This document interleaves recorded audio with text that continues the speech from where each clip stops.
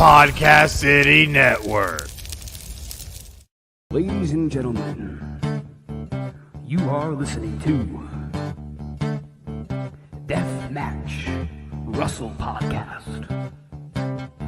Let's get it on! Come into the ring, step into the fire, see what you want, baby. If your heart has desire, get out, get knocked down. Deathmatch Russell Podcast, Deathmatch Russell Podcast, Deathmatch Russell Podcast.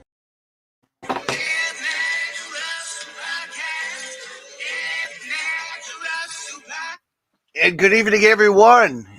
And you're listening to another episode of the Deathmatch Russell Podcast. And tonight, I have a very special guest. One of my dear friends. He is a ring announcer.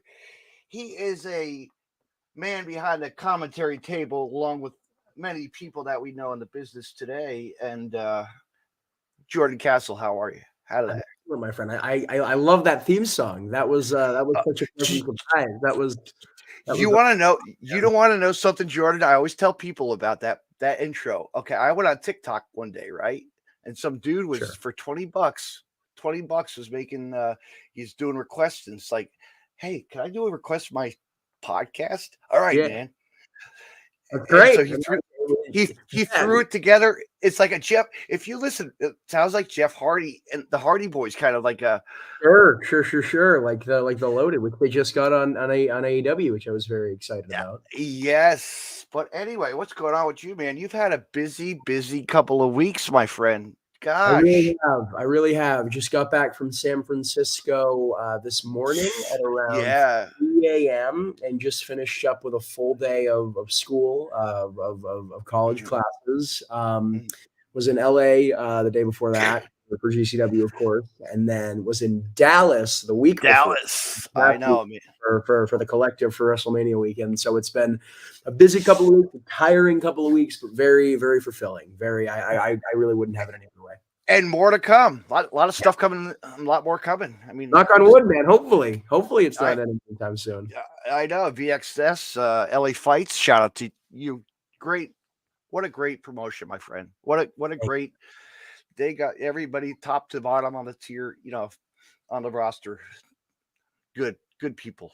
They're building something really cool, man. They really are. Yeah.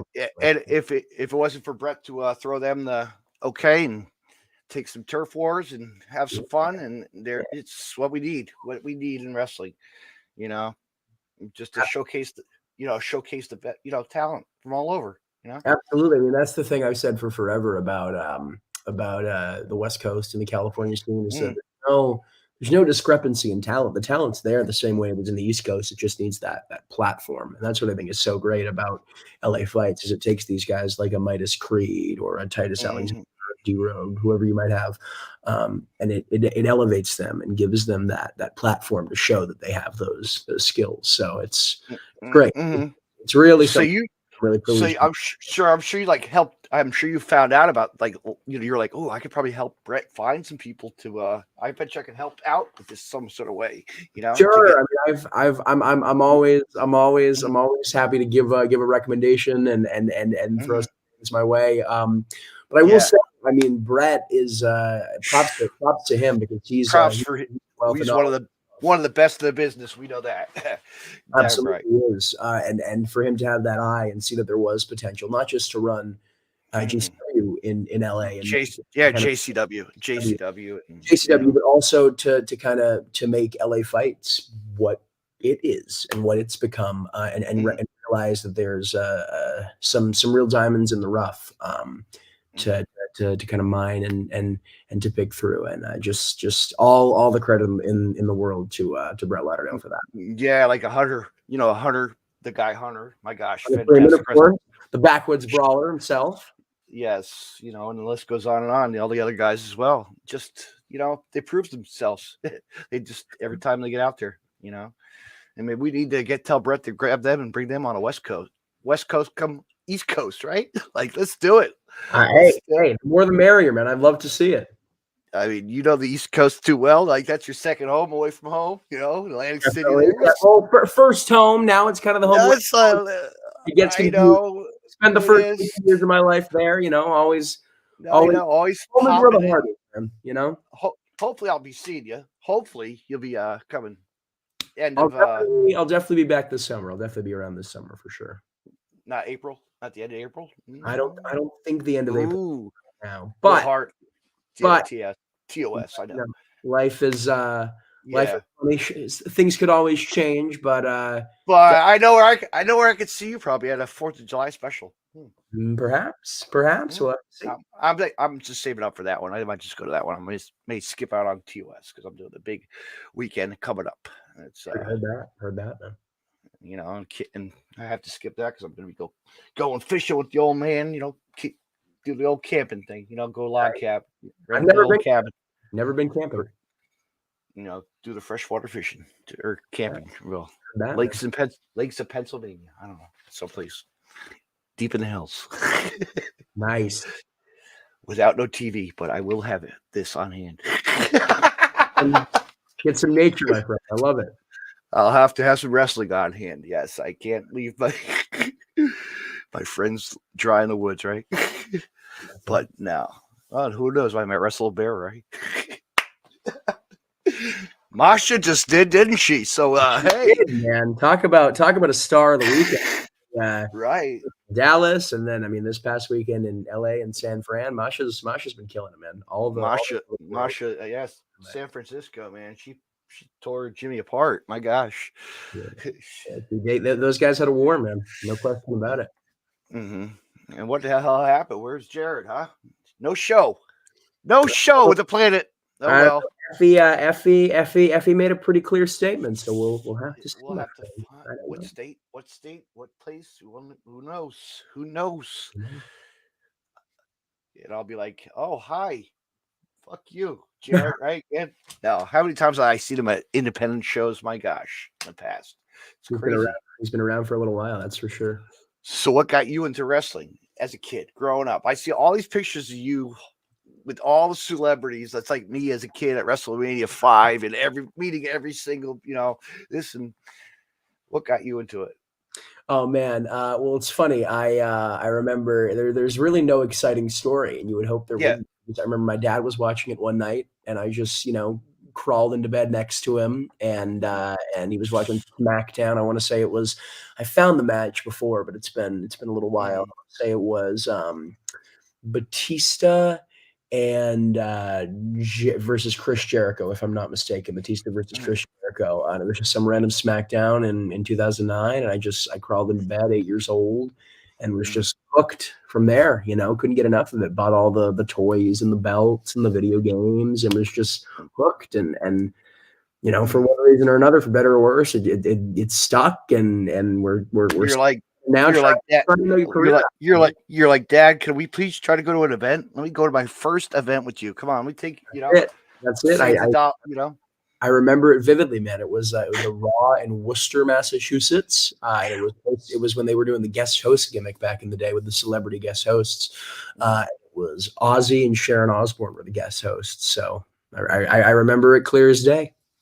That's awesome. And just from that day on, you just went to a lot of shows and just kept on going. And you've probably been to how many pay-per-views do you have? You think you've counted in your going to? Gosh. Specifically pay-per-views? I don't know.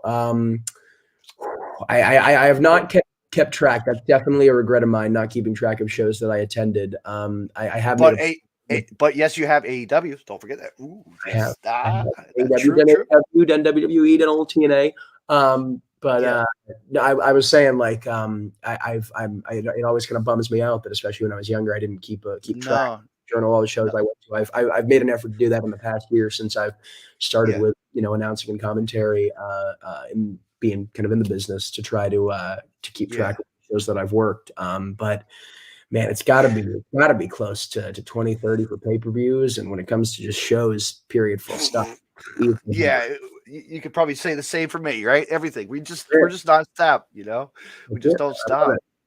It is. It's what, but I still need to get to AEW. I missed the AC show. I should have gone. When they come back around, I'm going to skip a day of work and go. I'm sure it'll be back. I'm sure it'll be back. I mean, those guys. Yeah, they say they do. They say they do, and they will. You know, if Tony says, "Yeah, come on, shit, I'm there." All right, I love it. You know, look at all our friends. Where are they today? They're doing good things. You know, everybody's on. You know, on camera and off camera. But we love who we support. We support everybody in our business of wrestling. You know? Sure. You know, if it wasn't for them, where would we be, right? As fans. It's true. Mm-hmm. And commentators and people that you looked up to, you know, it's like you study people behind the mics, you know, it's like the KG and the MLJ and you know, the list goes on and on. You've probably learned a lot now, but you got your own style, and it's really different to tell, you know, showcase. You know, thank you, man. No, I definitely try to. I mean, I'm lucky to kind of sit under the learning tree of a guy like Kevin Gale or MLJ, or even when they'll bring in a Dave Prazak or Lenny Leonard and these legends of the business. I mean, just to pick their brains a little bit or sit behind the booth or whatever it is. That's like the Howard Finkel of wrestling there. Right. Right. Yeah, absolutely. You know, the mean genes of the microphone, you know. Sure. Especially on the independent level. I mean, there's no one better. So definitely been privileged to do that. But I also think it's important, as you said, to carve out your own style. I remember reading JR's book, good old Jim Ross, and he said that the first show he ever commentated, the promoter pulled him aside after and was like, you were doing like a Gordon Soley impression the whole time. If I wanted Gordon Soley on my show, I would have hired Gordon Soley. I want to hear what you can do. And I think there's some truth to that. Like, obviously there's a reason why these guys are so legendary, and you want to pick the brains and you want to grow from that. But that's like when you and Emil were doing the West Coast and East Coast. Yeah, sure. You know, like you had to go, and that was great. I could never do it. All of those. That guy is and the voices actually with the horse voices. You guys really kind of. I'm sure he was like, "Oh God, this is great." You know, we had a lot of fun in Dallas, man. It was a blast. Well, that's a guy who, you know, as you kind of alluded to, I've looked up to for a while, and I've been a fan of for a while, and who's really helped me and taken me under his wing a lot. And so to get the chance to work with him side by side like that was just there's nothing cooler. No, I mean, for a guy like as a wrestling fan, me seeing him actually, you know, like Combat Zone Wrestling. That's where I first Dojo Wars, like you know, when he first H2O, and just, you know, he's been around for a minute, man. He's a history man. Yeah, and KG as well. You know, just being out there and what he does best, man. But you get to work with Polo, which the one and only Pollo Del Mar. Pollo. Oh, that's fantastic. Spanish, I get it. No, Pollo was great. Been co-hosting LA Fights with her ever since the first volume. We've done all three. Sadly, due to a travel issue, she couldn't make it to LA Fights versus JCW or JCW versus LA Fights, however you want to say it. But Pollo, I mean, Pollo's a blast. Pollo's a pro. Yeah. You want to talk about someone who just gets pro wrestling in every facet. Pollo, just so much fun to work with, so professional, a true star in every sense of the word. And to get to be side by side with Pollo as much as I have been and learn from her and cultivate the dynamic that we have has just been a true blessing. No one that I'd rather call a co-host for LA Fights. Right. Yeah, absolutely. Because, you know, the way that, you know, Polo does that is just the way that just makes it smooth, and you guys just get it right out there. You know, you both just, you know, you spiel off a Polo, and you spiel off of that, and just it's chemistry behind the microphone. You know, definitely. That was what you want to talk about. How brilliant Brett is. That was a brilliant creation putting us together. I did, truth be told, did not know what I would be doing. Until the at LA Fights, the first volume, until the day of, and he put us together, and it just was a stroke of genius. Because not to own ego here, but it just so much fun and so much fun to riff off of. And you can tell we're just in there having fun. It's That's great. what it's all. Yep, fun and something that you guys enjoy. That's it, if you're not having fun doing this stuff, why are you doing it? Yeah, why you waste your time? Yeah, you don't want to get the $20 pay. No, come on. That's it. And, it's like go to a Carney show and you don't want to be. You say denied. I'm sorry, but I'm not going to take this booking today. Thank you. I hear you, man. And you know how that is out there. Yes, sir. Yes, sir. You see these little shitty shows try to make a name for himself, and they don't do too good. I mean, I've no slight to anyone. I love all pro wrestling. So even if it is a shindy or whatever you want to call it, I think there's something to be said about getting your reps in and getting to be a part of it. But at the same token, I've been very fortunate that the majority, if not all of the stuff that I've been able to work has been some of the really top tier, high level indie stuff. Absolutely. I'm very fortunate about that to kind of, I think, avoid falling into that trap. No, certainly no judgment on my end. No, because you know what, Jordan, you do what you do best, and just enjoy yourself. You're loyal. You're just down to earth person. Like a fan. I try, my friend. Appreciate that. We all are friends in this business, and it's as we grow, as friends forever. It's crazy how many people reached out to you. You're like, dude, this guy is cool as hell. Russell and Jordan are just these guys that just go to a show and we can pick up people and just laugh. The hecklers of the crowd. Right, man. The heckling of the crowd. Once a fan, always a fan. As I said, if you're not doing this stuff, you don't know why are you doing it. You know what I mean? No, it's like you drag your friends into it, and they're like, come on, man, check this out. Go see what I do. This is like fun. You'd have a kick of it. Your parents would have a kick at family would have a kick out of it. Nephews would have a kick at relatives, anybody. Yeah. And I still have not taken my nephews to a show yet. Like I should just do that. Not a GCW, just a local little. Sure.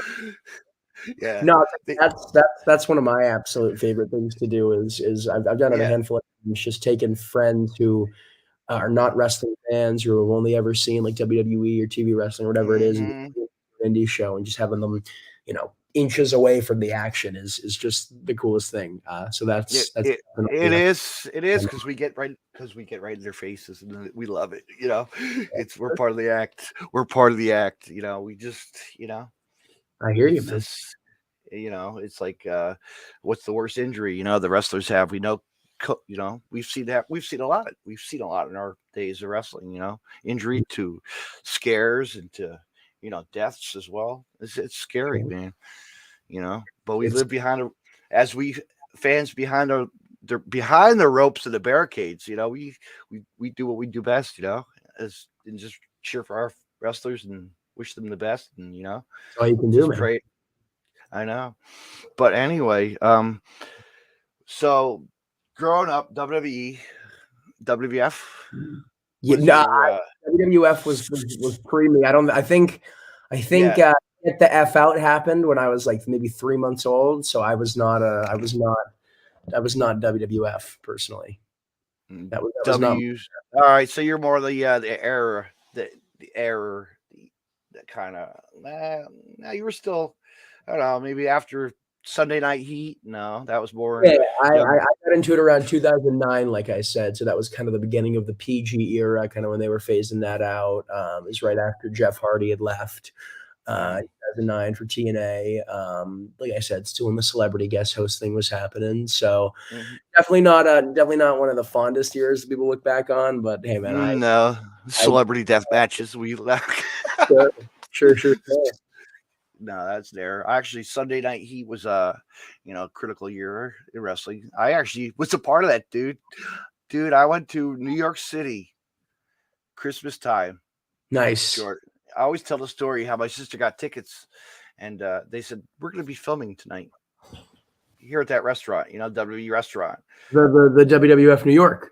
Yeah. Well, that was so popular, and there was like, okay. The lady said, all right, we'll be filming. You want to go be on TV tonight? Okay. like a fan, and not knowing what, just being excited. And my sister goes sit at the table and just doesn't know what I'm doing, because she didn't really care about the wrestling part, but she got a kick out of it. But I stood behind Michael Cole and Taz on camera, right? And they opened up some segments with Booker T. Actually, no. It was Taz. They're North Carolina or someplace. They were doing Ric Flair show, and Big Show was out there in Chuck Colombo. Nice. I have the video. I found it. I'll send it to you. It's really cool. Nice. But me and Taz were spewing words like, we were doing like who was the master of the figure four? Ric Flair. We would get fans. I really didn't know I was doing that nationwide. This is on worldwide TV. I'm like, oh, I better call my mom. Hey, Mom, can you videotape VHS this for me? Yes. And she did. And my friend digitally remastered after the years, which is wild. It's pretty great. No, but vaguely, also, and then they pull up they turn on the monitor, and it's Stone Cold versus Booker T in the supermarket. Famous segment, all-time famous segment. It was, and towards the end, like as he's checking out, I was like, paper or plastic, and you could hear my voice kind of. I hear just you. Marking out, How could you? That's great. I was going to say, I remember when I don't remember it. I wasn't, able. I was so young, I wasn't able to form memories. But when I was less than 1 year old, there are photos of me that my folks, they dragged me to that WWF New York restaurant, and they had like a Giant's hand that you could put a little baby hand in front of. And there are some great pictures of me there before I even knew what wrestling was, where I was able to speak or walk or anything. And I think that's just a great full circle thing, that even then it was in some tangential way of my life. Yeah, and then also, or like my time at ECW's One Night Stand 2 in New York City, like that's that it was like a night to remember, because I'm right there, sixth row, behind Jerry the King, and we slapped the Joey Styles, and try taking a chair home on a bus was a pain in the ass. Bubble chair. It was. Bubble wrapped it up and took it home. Nice. I had to be, since I had two chairs, I still do. I'm like, all right, they'll be collector's items. But no, my sister's like, what the hell are you gonna do with these things? No, but Balls Mahoney chant. Actually, funny thing was, they were doing the Nacho Libre, was it FBI? It was Tony Guido and Tajiri versus somebody else. But a Nacho Libre chant broke out. I started that. Wow. Oh, that's awesome. It is. Now, like, what's your favorite moment in wrestling? Just to get noticed. We're talking like all of wrestling? Yeah. Oh man. I say AEW or something. Yeah. I don't know. That's a pretty big one. I'm trying to think like. So we're talking moment, not match, right? Because I think there's a difference. We have somebody at GCW we can tell by every, we're celebrities on a camera, folks. definitely GCW for sure. You think about like Matt Cardona coming out last summer. That was not shock debut against Gage. All-time favorite wrestling moments for me would probably have to be, I'm trying to think of stuff I've seen live.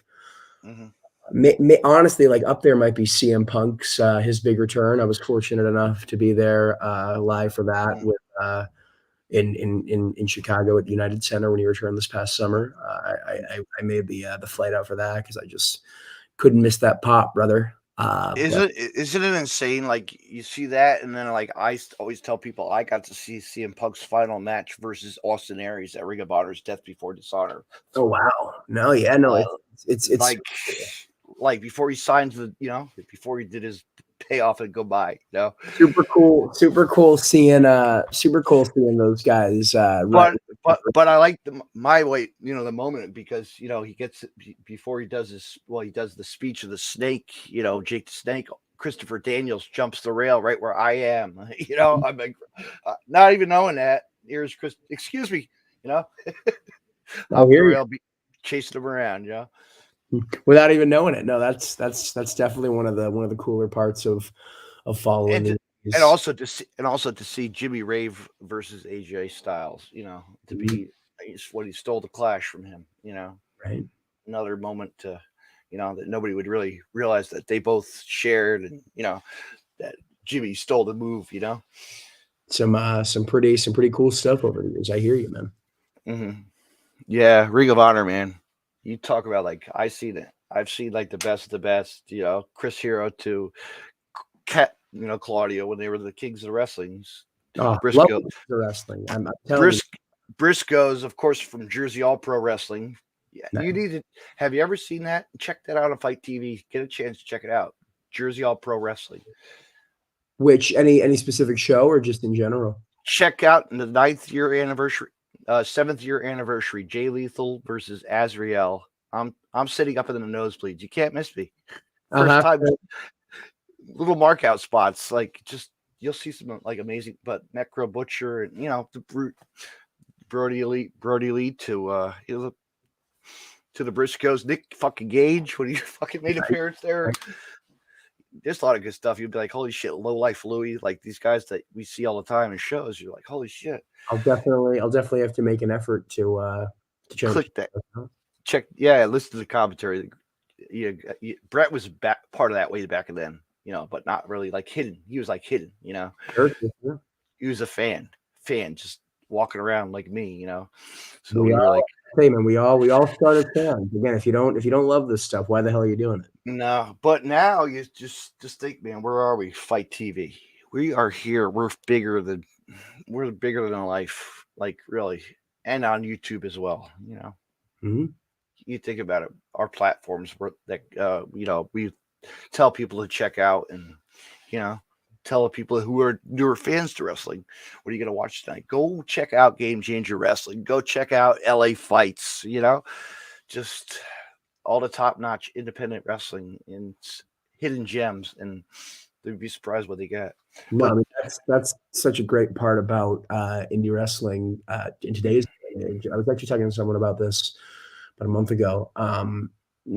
You don't have to go out to Oshkosh, Wisconsin to see the best of the best on the indies anymore. Now it's at the tip of your fingertips, whether that's California, Jersey, Pennsylvania, Massachusetts, Wisconsin, Missouri, Texas, wherever it is. It's all so accessible and oftentimes free, and even if it's very affordable and very easy to access in that way. And I could not be thankful enough for that. Both as I calm myself from not going to Dallas, but next year, check it out. LA, I'm coming. Looking forward to it, man. I'll see you there. The Collective. It's in my backyard. I can't wait. Well, your backyard, you got to tell all the tourist people. Jordan's tourist tour, Might have to make a quick buck. I hear you. Yeah, right. Who's the next Uber? Well, you did that. No, you had a great time. You took a couple of wrestlers, and that was, you hung out with a lot of great guys over the week as well. Yeah, definitely made the trek down. Put up the selfie the other day with my guy Jack Cartwheel, my fellow. Shout out to Jack Cartwheel, man. Everybody. Him, Jordan Oliver, and the two of them had an absolute banger yesterday with that crazy crazy orange truck. And then, of course, the young prodigy himself, Nick Wayne. So it was a blast driving down with those guys. Put up a little selfie for everyone to see. We had an absolute blast driving. Good deal. And then hanging out with Minoru Suzuki as well. Of course, helping out with the meet and greet. Been fortunate enough to do that a few times. He's a great guy. He's great. He really is. He's one of the all-time greats for sure. In as far as wrestling, and just couldn't have been more down to earth and more. I was actually Googling for the hell of it, hardcore matches. Yes, he has he did a couple. He did like an empty arena match.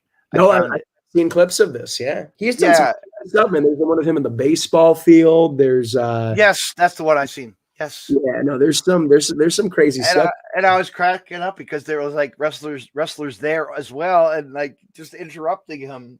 It's great. But yeah, I got to see like cage matches or just stupid stuff. There's a lot of great stuff Japan wrestling that day. It's just always something you can catch your eye. 100%. But anyway, time to let you get rolling because you got to do some other stuff, right? I'm a busy man, my friend, but I'm happy that we were finally able to make this work. I'm happy that Yes, we'll do this again. We will do this absolutely. again. Say the word, my friend. And check out, go support Jordan. Go see him at a show. Say hello. Get on camera. Be a jackass. I don't know. Yeah.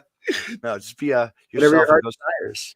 Go support all of what Jordan does, and he announces a lot of wrestling and just has fun at what he does. Follow him on all his social medias, and he does take bookings. So, send him my way if you're looking for a ring announcer or a commentator. I'm your guy for sure. Jordan, I want to say thank you for coming on, my friend, and you have a good night. And thank you for having me, my friend. I tell you what, what the fuck is that? Shut off, mute button, mute. I always do that, but thank you for coming on. I got a lot coming up this week, podcast wise, and then I think the 23rd I got wrestling at my local Titan Championship Wrestling down in Bayville. We're gonna have an ambulance match, old school ambulance match. As I just said, Low Life Louie is taking on the one and only Steve Monster Mac. Very cool. Sounds fun, man. We have Steve Carino, not Steve. Yeah, we got Steve Carino. We got Colby Carino coming in. Excuse me, the dad, not the dad, the son. Yes, sir. We have the Whisperer coming in. We got some talent coming in our way. It's gonna be fun. I'm looking forward to it tonight. Local wrestling at the EMS building down in Bayville, New Jersey. Love it, man. On a Saturday night, can't go wrong. And then the following week, the Game Changer presents Prelude to Violence, or whatever the hell they call it. Prelude to Violence, and JCW, and just the list goes on. A weekend of wrestling. Busy couple of weeks, my friend. It is. And then after that, take a break, go camping, enjoy myself, catch a couple fish, and call a week. But we'll do this again, Jordan, when you're not busy. I'll call one of my buddies to come in. He'd love to BS with you. Looking forward, friend. All right, you have a good night. Thank you. You, my friend. Thanks for having me. Yep. Good night now. I'll click you out of here. I know how to do this. Nope. I'm done. You're out of here. Thank you for coming on. You can kick from studio because I know you got a lot to do. All right, there he goes. All right, fans, I want to say thank you to my guest, Jordan Cassel, for coming on tonight. One of my friends, announcers, ring announcers, and commentators. Yeah, go support him and see him do his thing on the mic at LA Fights on the West Coast there in Cali. Check him out. Also Game Changer and GCW, VXS Wrestling. What else? He's part of the whole bunch of I posted Chaotic Wrestling, Prestige Wrestling, just a whole bunch of good wrestling. Go out, fans, check him out, support him, and thank you for listening to the Deathmatch Russell podcast. But we're not done here. Let me. I got to go to my calendar because I have so much. Like I said, I'm gonna build up on podcast for the week, and I'm looking forward to filling up the calendar and end up April with a lot more. My brain is ticking. Actually, catch me tomorrow night, Tuesday night at 8 p.m. with a rugged Gabe Wilder will be on the Deathmatch Russell podcast. We'll be talking to him.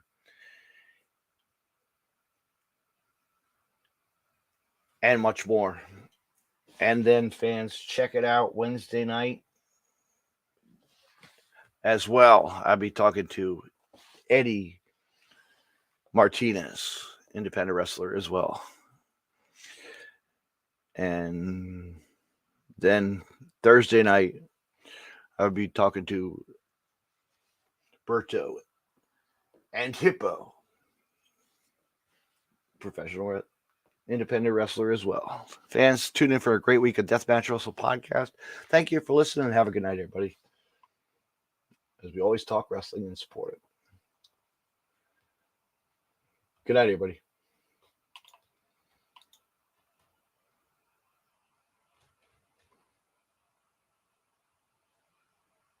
You can find more Deathmatch Wrestle podcast on the following. Just hit the like button and share. You can hear the audio portion of Deathmatch Wrestle podcast on Stitcher Radio and on iTunes. Social media, Deathmatch Wrestle podcast on Facebook, Twitter at DavidNJ32, Instagram, DavidNJ36, YouTube, David C. Russell, and DeathmatchWrestlePodcast.com. Podcast City Network, your top source for independent podcasting. Be creative, be yourself. PodcastCity.net. Facebook, Podcast City Network. Twitter at Podcast City Net. Deathmatch Wrestle Podcast merchandise available. PodcastCity.net/shop. Joner's Wrestling Podcast Network. Head over to WrestlingWithJoners.com. Follow them on Facebook, Joner's Wrestling Podcast Network. Twitter at with Joner's _pod. I want to mention Collar and Elbow. collarandelbowbrand.com. Use the promo code Deathmatch Wrestle Podcast and save 10% off when you make a purchase. Deathmatch Wrestle Podcast.